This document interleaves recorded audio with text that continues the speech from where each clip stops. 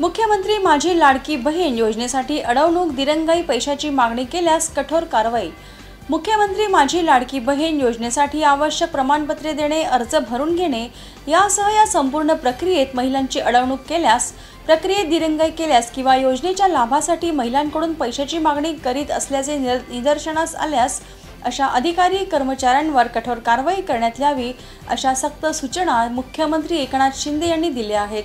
त्याचबरोबर ही संपूर्ण प्रक्रिया पारदर्शकपणे आणि जलद गतीने होईल यासाठी जिल्हाधिकाऱ्यांनी लक्ष ठेवावे। या योजनेचे संनियंत्रण करण्यासाठी प्रत्येक जिल्ह्यात नोडल अधिकाऱ्यांची नियुक्ती करण्यात यावी, असे निर्देशही मुख्यमंत्री शिंदे यांनी दिले आहेत।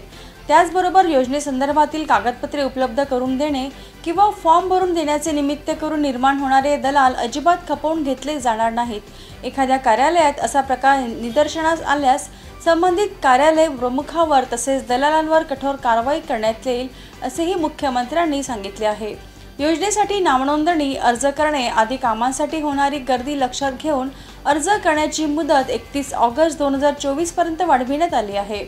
मुख्यमंत्री माझी लाडकी बहीण योजनेचा शासन निर्णयही लगेचच काढण्यात आला।